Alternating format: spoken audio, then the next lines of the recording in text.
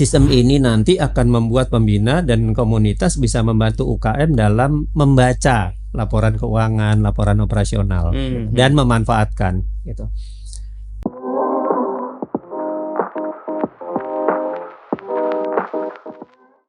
Halo semua, selamat berjumpa lagi di episode Aktual Podcast. Podcast yang akan membahas isu-isu terkini, isu-isu yang menarik minat banyak orang.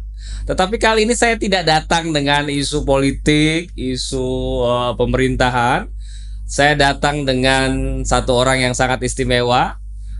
Saya memanggilnya Pak Rio atau Rah Yuliantoro, CEO daripada Punia Online. Selamat datang Pak Rio. Selamat menerima saya juga. Terima kasih.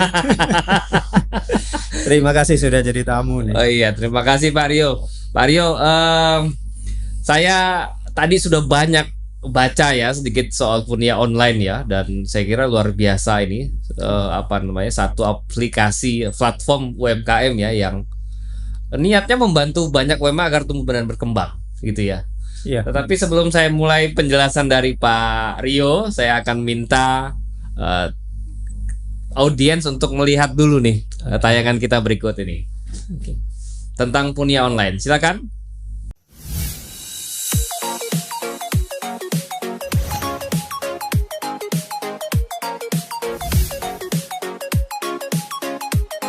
Tantangan yang ada sebenarnya yang dihadapi itu lebih ke tenaga kerja, karena saya melakukan semuanya sendiri dari mulai produksi, pemasaran, dan lain-lain. Tantangan berikutnya adalah bagaimana memproduksinya. Memilih tenaga kerjanya juga harus lebih selektif.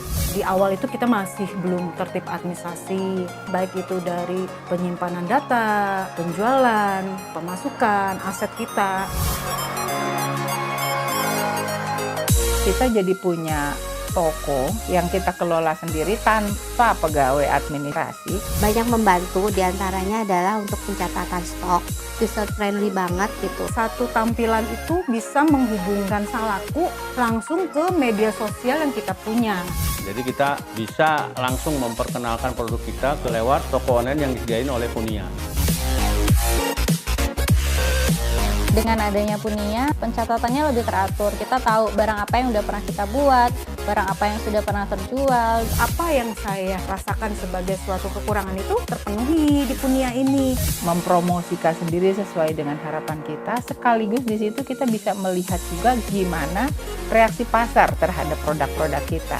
Platform Punia ini sangat membantu pelaku UKM karena di platform Punia ini kebutuhan usaha dalam hal manajemen keuangan, produksi sampai promosi dan dirangkum secara mudah. Setelah kita pakai program Punia ini banyak meringankan para pelaku UKM termasuk saya gitu.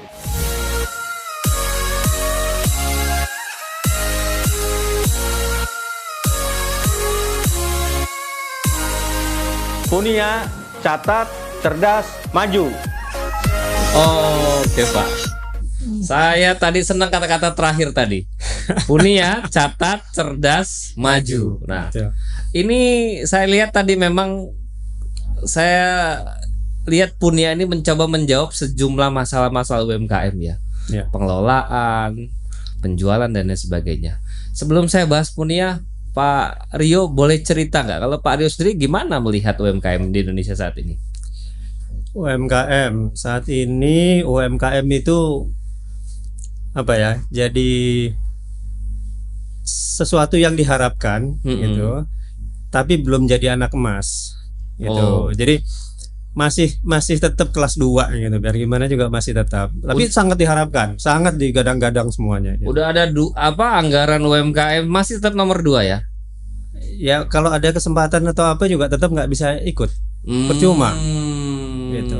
Dikasih anggaran apa untuk latihan tapi nggak boleh ikut perlombaan, percuma juga pada akhirnya gitu. Dikasih anggaran tapi nggak bisa kemudian jualan ke banyak orang, percuma juga. Iya, jadi masih banyak ya, ini bukan sengaja dipinggirkan juga gitu ya, tapi secara tidak sengaja terpinggirkan atau mungkin memang banyak pihak itu belum menemukan cara yang tepat lah bagaimana menganak emaskan UKM ini. Oke. Gitu.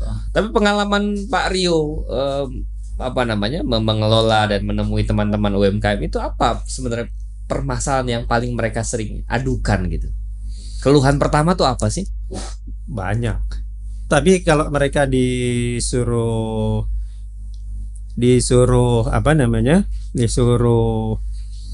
menerangkan gitu, pasti nomor satu mereka akan bilang dana. Anggaran ya. Pasti pendanaan gitu. Padahal saya lihat justru bukan sebenarnya, bukan pendanaan. Apa itu? Pengelolaan dana itu lebih penting. Bukan pendanaan, pengelolaan dana Pengelolaan dana itu lebih penting. Oke. Banyak juga teman-teman tuh yang bilang gitu, ini pemasukan banyak, penjualan banyak gitu. Tapi pas mau gajian Gak ada duitnya nggak ada gitu.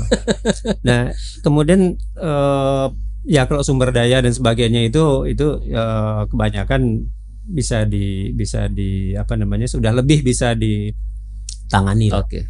Tapi kalau pengelolaan dana dan pengelolaan operasional memang. Oke. Nah, ini biasanya apa problemnya? Sumber masalahnya di mana? Mereka nggak bisa mengelola dana dan mengelola operasional itu.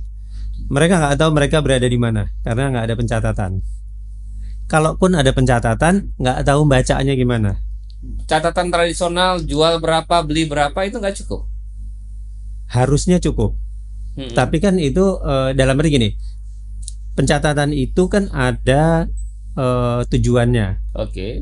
Pencatatan untuk penjualan pembelian hanya tahu penjualan dan pembelian. Oke. Tapi berapa barang yang ada di gudang saya untung apa enggak? Nah itu kan nggak cukup dari situ. Jadi itu harus butuh pencatatan dilengkapi. lain, betul. Nah jadi sebenarnya kalau saya melihat ya edukasi dan sebagainya dalam hal literasi keuangan itu bukan bagaimana membuat laporan keuangan, tapi lebih kepada bagaimana membaca dan menggunakan laporan keuangan. Itu literasi keuangan menurut saya. Yang bikinin siapa aja, perusahaan besar juga yang bikin akuntan publik lah, inilah nyawa, bukan yang punya perusahaan sendiri kok. Tapi setiap hari pasti si direkturnya ini nanya sama anak buahnya, laporan keuangan mana gitu.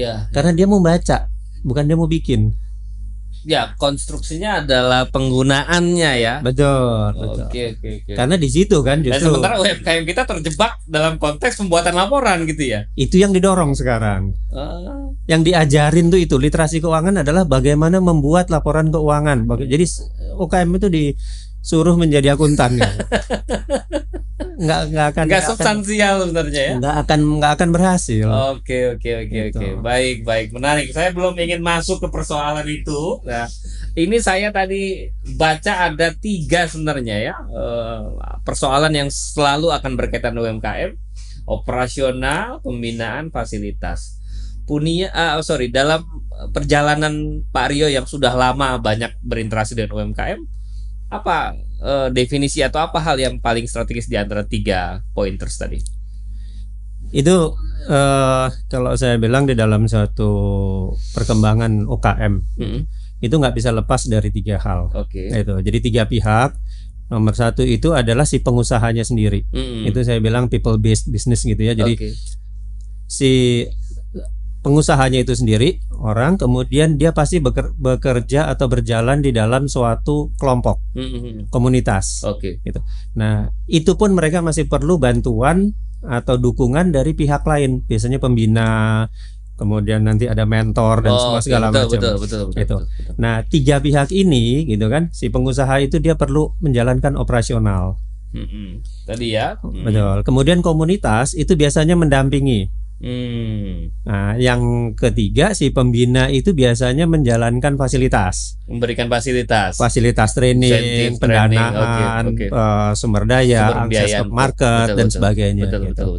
Nah, jadi 3 kaki ini harus berjalan bersama, gitu. Nah, kondisi UMKM kita sekarang berjalan masing-masing. Tergantung dari. Artinya gini, diakui bahwa 3 ini ada gitu ya, tapi tidak ada yang garis merahnya itu apa gitu, nggak ada. Gitu. Jadi garis merahnya harusnya UKM terus berkembang ya. Ya harusnya ke sana. Tapi kalau kebetulan UKM itu tergabung di komunitasnya dekat sama yang punya fasilitas, apakah itu misalnya dibina sama BUMN atau sama itu berkembang. Oh, ya. Tapi kalau enggak, kayak anak hilang guys. Gitu, jadi Baik. Oke. Saya baru ini mau masuk ke urusan yang sedang digalakkan oleh pemerintah kita ya. Kan sekarang tuh semua kayaknya pemerintah kita, Pak Jokowi jualannya UMKM harus go digital, go online gitu ya. Saya pengen tanya, sejauh ini di jalan gak sih itu rencana di bawah itu? Karena saya pernah bilang begini, jangan sampai artikan penjualan digital itu hanya sekedar misalnya, mohon maaf ya saya sebut merek, orang jualan di Shopee gitu ya. Kan nggak begitu digital kan sebenarnya ya? Iya. Jadi itu kalau saya tergantung tanyanya ke siapa sih. Oke. Kalau tanya ke pemerintah pasti dijawab sudah jalan. Tapi saya bilang gini, bukan masalah sudah jalan apa enggak jalannya, tapi pemerintah itu kan pernah menggaungkan go modern, go digital, go online. Kemudian pas mungkin sekitar 2 tahun yang lalu ditambah go global. Ada go global lagi. Okay. Tapi go online dan go global itu sebenarnya kan jadi satu lah. Kalau dia online dia pasti bisa global. Mestinya, betul. Walaupun belum tentu go global itu cocok buat si UKM ini gitu. Nah, jadi go modern itu kan kalau di yang selama ini ada itu hanya misalnya katakanlah membuat kemasan yang lebih baik, lebih bagus dan sebagainya. Kemudian go digital dia pakai aplikasi. Nah, aplikasinya itu yang online selalu dianggap gitu. Yaitu jualan marketplace. Jadi akhirnya orang lompat dari go modern ke go online. Nggak ada digitalnya, nggak peduli gitu loh. Gitu karena nggak ada apa tadi? Go digitalnya nggak ada.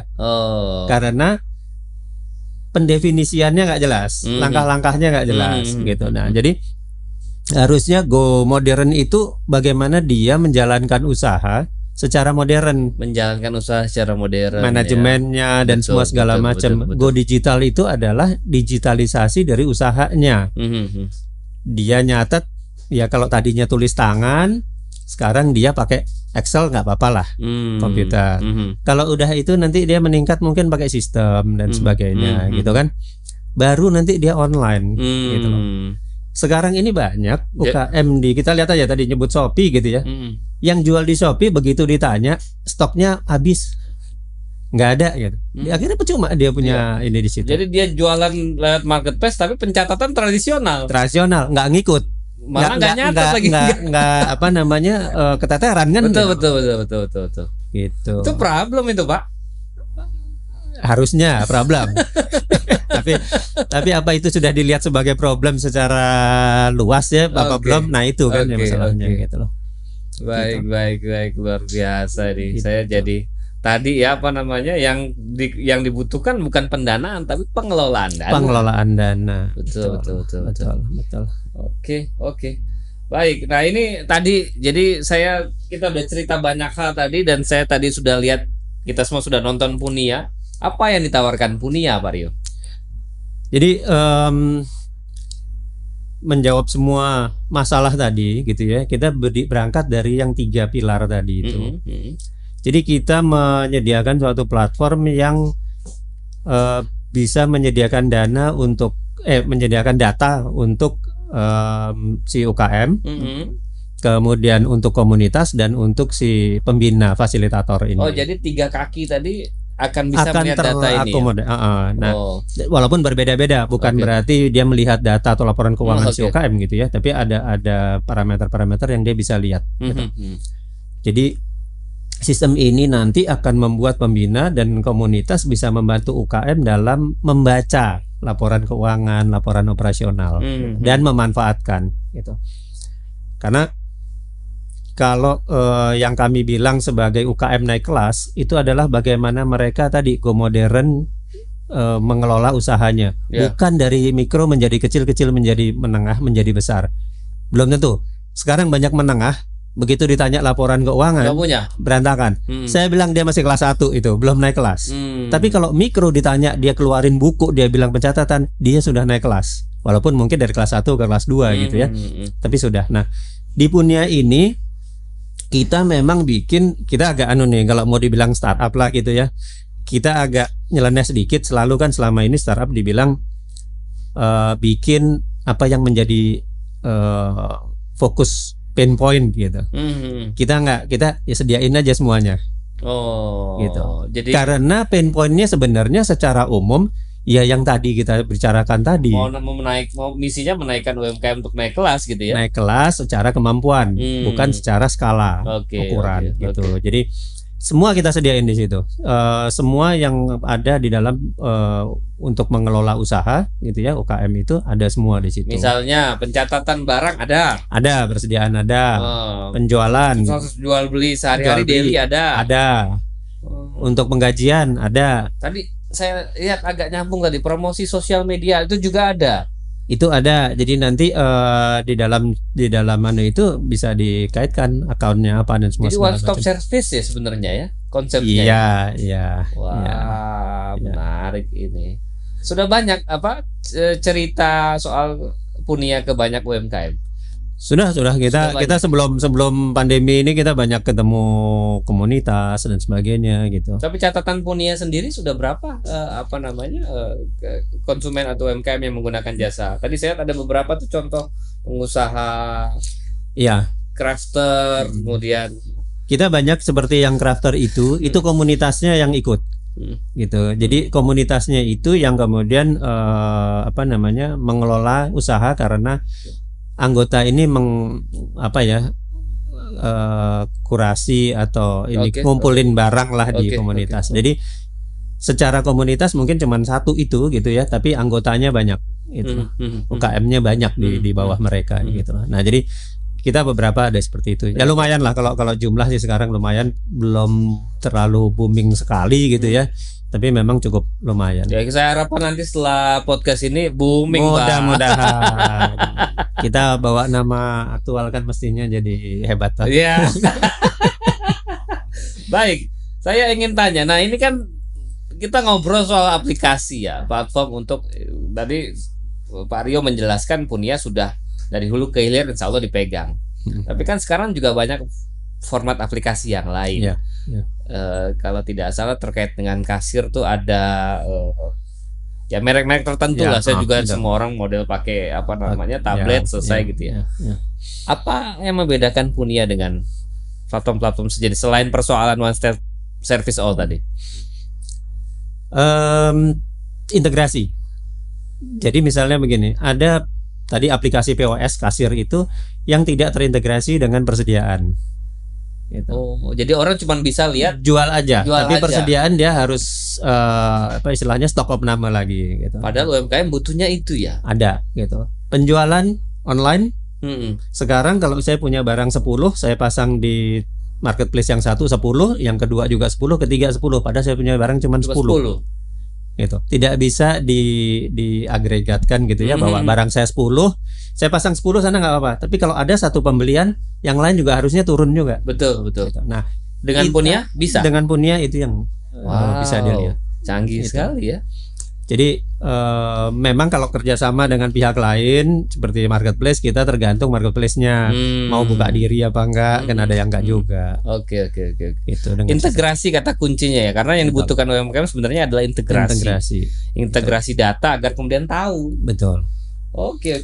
Nah, ini saya mau tanya, sorry agak rahasia ini.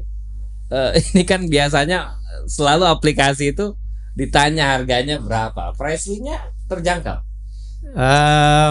Saya tadi sudah lihat alamat. Ya. Saya lihat relatif terjangkau mestinya sih itu. Itu mestinya bukan relatif lagi gitu ya, karena kita ada yang gratis. Gitu. Jadi kita ada tiga skema gitu ya. Yang pertama memang gratis. Di sini hanya diperpanjang dengan login. Jadi kenapa? Karena kita bukan cuma mau cari user, tapi kita mau user itu make. Kalau nggak make kan mereka nggak akan ngerti. Betul. Nah, jadi kita kasih gratis, tapi mereka pakai, gitu loh. Jadi dibayar dengan effort lah gitu, dengan upaya mereka make. Setiap kali mereka make diperpanjang 1 bulan, perpanjang. Kemudian yang kedua, bayarnya cuma 1 kali seumur hidup. dia bisa pakai gratis dan seterusnya. Kemudian yang ketiga baru yang berbayar langganan per bulan. Ini 250.000. Tadi saya lihat, betul. Tapi sampai sekarang kita masih promo lah 150.000 kalau nggak salah. Waduh, ini kesempatan ya pada milenial audiens aktual yang lagi buka usaha, dicoba. Sudah ada platform aplikasi anak negeri ya, buatan anak negeri ya. Ya kita karena ada jahit sana sini pasti ada orang yang ininya juga gitu. Tapi Punianya sendiri secara ini anak negeri. Secara produk itu ya. Murah harganya tadi ya sudah disebut. Silakan nanti kunjungi situs Punia ya, nanti akan disediakan oleh teman-teman www.punia.id. Oke. Baik. Ini kita akan bicara sedikit lagi soal Punia terkait dengan apakah aplikasi ini sudah pernah ditawarkan ke misalnya pemerintahan, government gitu, dan bagaimana respon mereka? Kita sudah pernah dan seperti misalnya waktu itu PNM gitu ya, BRI gitu, kita sudah pernah ngobrol itu, tapi waktu itu kebetulan terus pandemi dan sebagainya, jadi banyak pilot project, banyak kerjasama yang tertunda. Tertunda ya. Tapi hampir semua bilang memang ini yang dibutuhkan, betul, gitu loh. Ini yang dibutuhkan karena kesadaran tadi. Ada suatu data dan sebagainya gitu. Ya, saya setuju tadi. Kita ngomong soal penjualan, sebenarnya bukan soal pendanaan yang dibutuhkan, pengelolaan dana. Betul. Bukan soal menjalankan go modern, tetapi menjalankan usaha dengan modern. Betul. Menjalankan usaha dengan modern itu artinya adalah pencatatan keuangannya ada. Betul. Datanya digunakan untuk kepentingan penjualan, kan gitu. Betul. Oke, terakhir Pak ya, sebelum ini saya mau, Bapak kan mungkin saya lihat tadi rekornya walaupun baru 3 tahunan mendirikan Punia, 3 tahunan ya. Tetapi sebelumnya saya lihat tadi sudah banyak membantu UMKM tuh ya. Nah ini as a personal, apa harapan Bapak agar kemudian UMKM kita bisa tumbuh terus ya, menjadi salah satu lokomotif ekonomi? Apa yang paling prioritas yang Bapak harapkan agar UMKM bisa tumbuh terus? Apakah persoalan dana terus? Karena sekarang sudah ada holding ultramikro. Ya. Justru dana ini sebenarnya saya bilang sekarang itu terlalu banyak dana beredar gitu loh. Maksudnya gini, artinya gini. Mendapatkan dana, mencari dana di mana ada dana itu gampang. Sekarang ini? Semua orang nyediain dana. Orang nyediain paylater. Iya, belum lagi crowdfunding dan sebagainya, pinjol itu kan yang resmi maupun yang tidak resmi gitu. Itu banyak di mana-mana. Tapi setelah dapat itu terus mau ngapain? Gitu loh. Betul. Nah, itu masalah utama yang saya lihat justru artinya gini. Kalau kita jualan online, skala penjualannya berkembang. Apa yang dibutuhkan selanjutnya? Kan pasti produksinya meningkat. Betul. Kalau dia produksi sendiri, betul. Bisa nggak dia meningkatkan produksi? Kalau dia sudah bisa meningkatkan produksi, dibutuhkan apa? Bahan baku, sumber daya, termasuk orang dan sebagainya. Bisa nggak dia mendapatkan? Gitu. Kalau dia dapat sumber dayanya, gitu kan? Dia bisa carinya itu dari mana gitu. Maksudnya apakah itu adalah dari yang paling dekat, efisien, sesuai atau apa? Kalau sumber daya ini bisa disediakan oleh UKM lain, ini akan jadi rantai. Sehingga akan tercipta yang namanya benar-benar ekonomi UKM gitu. Bukan hanya UKM itu sebagai pelaku usaha besar satu di antara komunitas yang isinya 1.000 gitu udah senang. Kalau saya lebih senang ada 1.000 itu misalnya gitu kan, 1.000-nya itu naik cuman satu langkah. Betul. Tapi naik satu langkah bersamaan semua. Betul. Daripada yang satu itu naik sampai tingkat 30 tapi sendirian gitu. Naiknya juga karena dibina BUMN lagi. Itu sudah ya. Pernah menyampaikan sesuatu ke ini, karena nanti pasti ditonton oleh banyak orang, mau menyampaikan sesuatu ke Menteri Koperasi UMKM agar bisa didengar Punia, suara Punia? Ya, jadi saya berharap bahwa UKM ini bisa diperlakukan sebagai suatu ekonomi gitu. Jadi bersama dengan koperasi gitu ya, Aktor ekonomi ya. menjadi suatu perekonomian sendiri. Iya, Jadi oke. mengembangkan UKM ini harus seperti mengembangkan ekonomi gitu. Berpikirnya harus seperti itu. Jadi harusnya ada, ya dalam tanda kutip di Kadin juga ada, tapi ini menjadi semacam Kadinnya UKM gitu loh. Oh. Jadi benar-benar semua UKM itu berangkat secara bersama segala macam gitu. Yang tadi Bapak sampaikan kalau bisa dari 1.000 itu tumbuh 1.000 semua. 1.000 tumbuh walaupun Bukan cuma satu, satu langkah nggak Betul, apa-apa gitu loh. Itu jauh lebih baik ya. Jauh lebih baik saya bilang, karena ujungnya akan memberi nilai tambah kepada perekonomian yang jauh lebih tinggi pasti. Oke.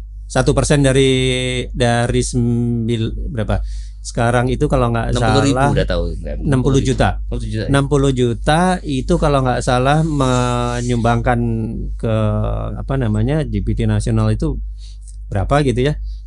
1% dari semuanya itu pasti lebih besar daripada misalnya katakan 50% dari cuma satu gitu misalnya. Ya sekarang kalau kayak unicorn misalnya, dia sendiri ya. Dia memberi dampak ke ekonomi Indonesia itu seperti Gojek, Just Tokopedia. only grup mereka.